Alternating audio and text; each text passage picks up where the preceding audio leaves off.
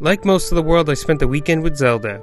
I had so much fun playing this game, and while it got off to a bit of a slow start for me, with all the tutorials and information overload, it really picks up and gives you so much to do. Now I gotta admit, I didn't get through Breath of the Wild completely and clear the game. I know, I'm terrible.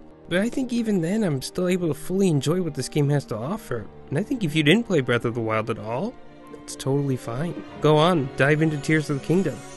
To me, the game has enough to offer with so much that it almost supplants the original game in a way.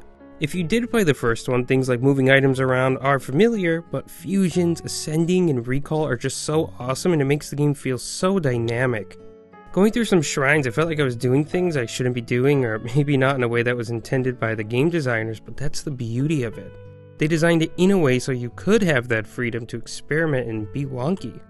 And then, once you figure it out, you realize the actual solution was staring you right in the face, and this happened to me so many times.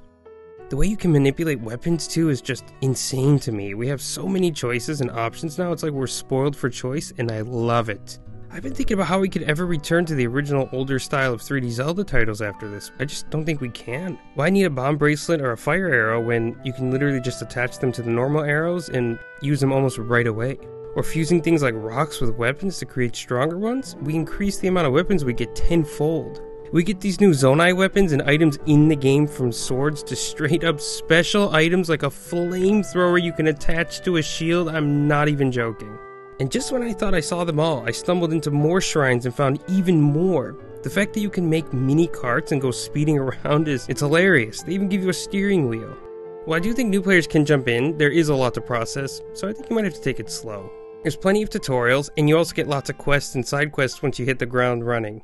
My favorite one has to be the little Koroks. They're just so cute, I can't help but, well, help them. I'm just wondering how they keep getting separated from their friends. This fella here too is pretty funny. He simps for his boss, even in the coldest of climates. It's true dedication. But hey, he gives you some wonderful rewards for a bit of legwork, so I can't even complain. There's so much here though, and I found myself literally forgetting what moves I have, not using Ascend where I should have, or something like that. I talked with some friends over at GPX about the game, and it was just amazing to me how we can all be in completely different places, yet have the same amount of time put into the game. That's the beauty of the open world like this. Sure, Zelda isn't the first game to have an open world, but it's doing a real good job with it. There's the depths too. When I wrote the first draft of this video, I hadn't even gone down there, but I did now, and I'm just blown away. It's massive, it's challenging, and it's something I just didn't expect with this game. I thought it was going to be like Skyward Sword plus Breath of the Wild. Even starting up in the air was a real treat, since you get this sense of height and scale. Hopping from island to island is nothing short of adrenaline boosting, not knowing if you're going to hit the water or turn into a Link pancake. When exploring new territories, I use the Sky Towers to sort of survey the area, check out the ground from above, and I'm always amazed at how great everything looks even at a distance. Sure, they use fancy rendering techniques, but color me impressed. Even after 20 hours in, I'll just stand on top of a mountain and just gaze out into the distance. And hey, not everything's perfect. Like rotating items, for example, drives me nuts. I think it's just really cumbersome. But really, that's my only complaint. I love everything else. I'm having an absolute ball with this game. And even with everything I've done, I'd say I'm probably like 5 to 7% done with the game, if I'm being generous. There's so much to do, explore, and have fun with.